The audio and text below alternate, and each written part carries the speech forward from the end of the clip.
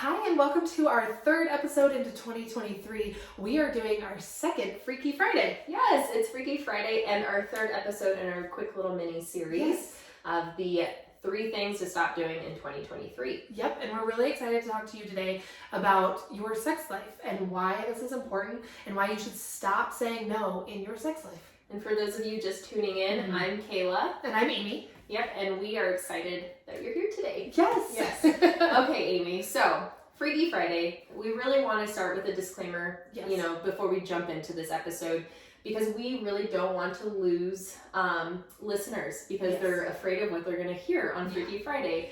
And so Freaky Friday was just a fun name we came up with. We're not going to be going into detail about our personal sex lives or things like SNM, balls, gags, whatever, that's your vote,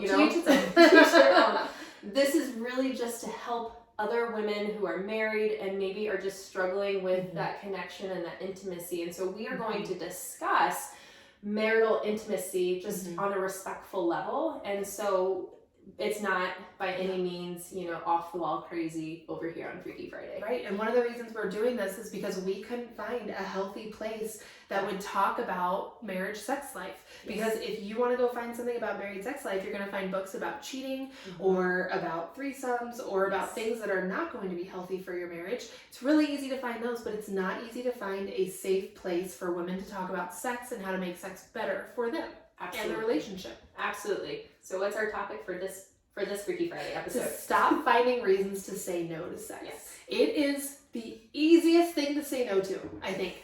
And I think as women, we've been trained. If you look at TV shows, it's a joke. Oh, I have a headache, or oh, I'm tired, or the kid said this, or over and over again, we can find excuses. And there are some days I have a headache. Yeah. But also, just so you know, sex does help with headaches. Scientifically speaking, it does. And so I think a lot of this is that we've just been trained to say no more than we say yes to our husbands in this area of life. And I think it's also a disclaimer that you need to go back to our first one, because what we talked about is a safe place. Who we are talking to today is women who are in a safe place that can have these conversations with their husband. And so we really need to back up and remember that sex is so much fun. Yeah. It's a lot of fun, and it's fun with somebody that you love and you trust. And you can just create so much out of that, and there's so many health benefits to it. If you're ever off in a marriage, or maybe you're going through a rut, have sex. One of the best ways to bring your relationship back into focus. And there's no other opportunity for just the two of you to connect in such a spiritual level as well, that it's just the two of you that are alone and enjoying each other and loving each other. And I think as women, we just really forget the fun that happens because we're so tired to get to that point. And so one thing that we do in our relationship is that we don't wait till 9 or 10 p.m. at night when the kids went to bed. And that's easier for us because we're self-employed and we have our own schedules, but we know when we like to have sex. And then we focus on doing it at that time, because we know that I know I am an early bird and he is a night owl. And so if he approaches me at 9:30 at night, 9 times out of 10 I'm gonna be like, not interested. You're I'm in bed. I'm I've been asleep for an hour. See, I like getting woken up. Do you?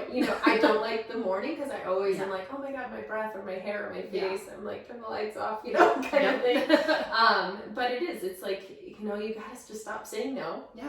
And start just doing it. Yep. I mean, literally. And really look at your excuses of why you're saying no. Yeah. So it's in the last one where we talked about where we said sex is like a party. You might be I don't really want to go, but then you're always happy you went. Same thing with sex.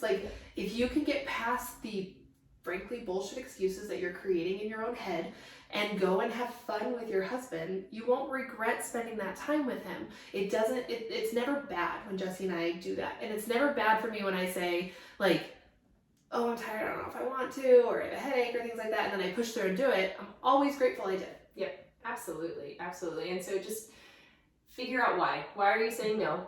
Yeah. Right? Get to the root of that problem. Are you tired? Are you, maybe not feeling so great about how you look that day? Are you bloated? Whatever it is. Yeah. We all have been there. We all have made the excuses. But you know what? You never regret it. Like you said, you never regret it. But stop making that excuse. Stop living that excuse. Stop apologizing for that excuse and just do it. Don't say no. I like what you said. Really finding the root cause of why are you saying no? Is he approaching you at the end of the day after you've done work and you've taken care of the kids and that's just not the optimal time? Then you got to find a different time. Yeah. And you got to communicate that with yourself. Yeah, they can't. I mean, it is really hard. At least I'm speaking from like just my personal experience. If I reject my husband, he feels really rejected. And he it's a personal thing with him that he feels like I don't want him when I do that. And so there's going to become a point if I keep rejecting and making excuse after excuse, they're not even going to try anymore to do things like that. And some of this also goes back to that you need to have a sex life that you look forward to and you enjoy. And if you didn't listen to our first episode, you need to go back because it talks about having sex for yourself. And that when you do that, he's going to have a great time too, and you don't really have to worry about that in that time frame. And so go back to that one if you didn't listen, because that's crucial in what we're talking about right now. Sex is freeing. It relieves stress. It takes away the headache. It helps with exercise and weight gain and mood, and there's just no reason not to when you're in a safe place with your spouse. Absolutely. And I think now that we're into 2023, you've definitely made some resolutions or goals, or maybe you just are you're winging it, you know? But really sit with yourself and just be like, okay, why am I not having sex? What is holding me back? And then talk to your spouse and be like, this is why, like something, whether maybe it's a hormonal imbalance that you just, you can't recognize, and maybe you need professional medical help, go get your hormone levels tested. Maybe you're feeling insecure. What are some things that you can do to make yourself feel better about yourself? And, I'm a firm believer, for me personally, I don't like to schedule sex. But sometimes if you need to go shower or do your hair or makeup just to make you want to have sex and feel better about yourself, start doing it, because the more you do that, the more you'll be careless. Because the more you have sex, the more you want it, and you don't even, you literally will not think about anything else. And get ready for you too. Yes. Like sometimes sometimes I get ready and with my husband in mind, but I can tell you after 2 weeks of being home with the kids, all I wanted to do was put some jeans and makeup on. Like, I was all excited. That's not for him. He loves my yoga pants. Like, that's not for him. But we forget, I think, at least for me, I'll speak for myself, like, there were years of my life where I felt like it was a gift I was giving to my husband over and over again. And when it's viewed that way, he's not having the best time. I'm spiteful about it and resentful. And it's another person to take care of. But when you flip it, that you're getting ready for yourself, you're doing this for yourself, it stops the excuses because it's for you, and treat it like a gift to yourself. Yep. Happy New Year. Yes. You have one resolution. It's to do it. Yes. Do it and figure out, really, really look within. Yes. I can't stress that enough, because once you look within, and you figure out and you're honest with yourself, that's a big one. Because I think we can just fake it till we make it. No, don't fake that orgasm. Tell your husband you want to have an orgasm. Absolutely. You want to go a little bit longer. And for women, it takes us a long time to get out of our heads. It does. And so we need to communicate that with our husbands, because our husbands think we're enjoying it. No, stop faking it. Really get to the root of the problem. Why do you say no? Does it feel like a chore? Because if that's the case, go back to our first episode of Freaky Friday. Do it for yourself. And I think if there's a part of this, if you want to start this conversation with your spouse, take this next part of the clip and send it to our podcast. Here it goes. You want to communicate to your spouse that you want to have a great sex life and you want to enjoy each other's company more, and that you are about to ask them questions and you're about to question yourself, because the end result you want is more sex and better sex. A husband will not be offended by that. Oh no, they'll be like, okay, when, where, how? Yes, that can start. Take that part of the podcast that I just said, send it over to your spouse and say, this is what I want for us this year. I want us this year. And if he's a good husband, I'm just going to say it, like if he's a good husband, he will sit and have that conversation with you, and he will ask you questions and he will explain his side of things. But sex deserves a conversation. It absolutely does, and sex doesn't necessarily just have to be vanilla. You guys, if there's something you're wanting to try, you should feel comfortable enough with your spouse to do it. And some of those topics and conversations are really hard because we grow up and we're like not supposed to talk about certain things. Yeah.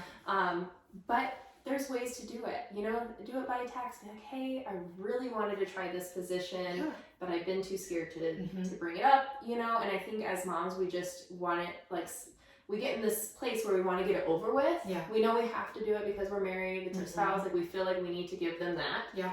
And, you know, but if we can just stop, be like, hey, what do I want out of this? Yeah. And let's do it this way. Yeah. They'll do it.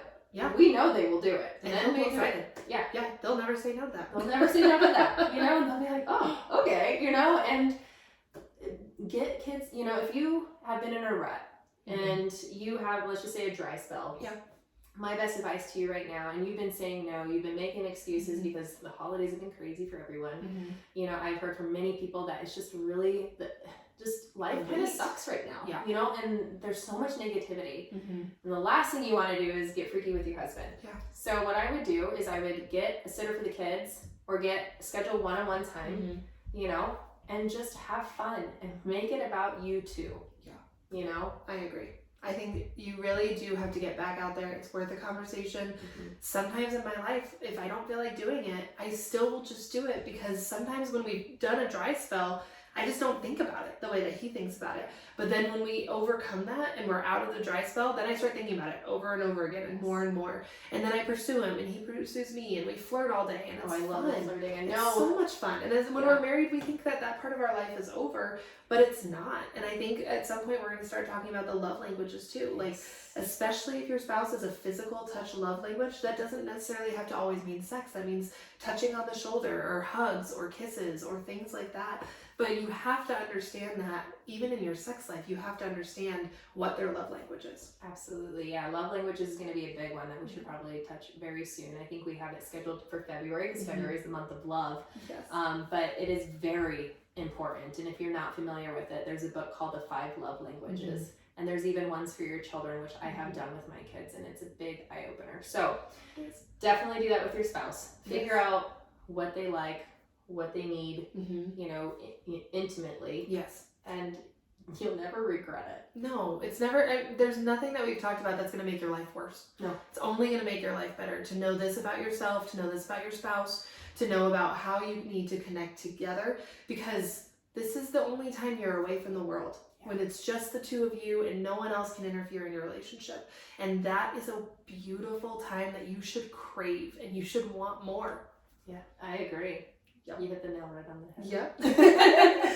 So what we would like to do here soon is a live Freaky Friday. Yes. So if you are somebody that has questions in this area of life and you either want to send them in anonymously or you'd like to be on our show, I'm sure we can find a voice disguiser or something like that for some people that want to. Yeah. But we would really love to hear from you, because we know we've had questions back and forth to each other, but we know that this is a taboo topic and we don't want it to be anymore. So please, I mean, if you need it to be anonymous, hello@yourblissfulnest.com. We'll never say names or anything like that, but we want to help you have a good sex life with your husband. Absolutely. And I think what we can do too is eventually we would love to do a live episode like you said, but we could do a Q&A episode as well. So like anonymously, if you want to submit these questions, we can go over, I would think, 5 questions that that women have, and we can get real, because you know, you and I, we can talk about our sex lives and our tips and advice so much, but there might be someone struggling with something else that we haven't even thought of. Yes. And we want to help you. So I would say that's our goal, even That's just our once goal. a month. And so we would love to have that up on a new show here soon. So please reach out to us, direct message us, email us, reach out. We want to help you. Yep, we want to help every single one of you, whether it's intimately, motherhood, Wisdom, wifing it up, entrepreneurs, all of it. all of it. Bring it all. Yes. We're quite a bit. We hope you enjoy the rest of your Friday and have a wonderful, fantastic weekend.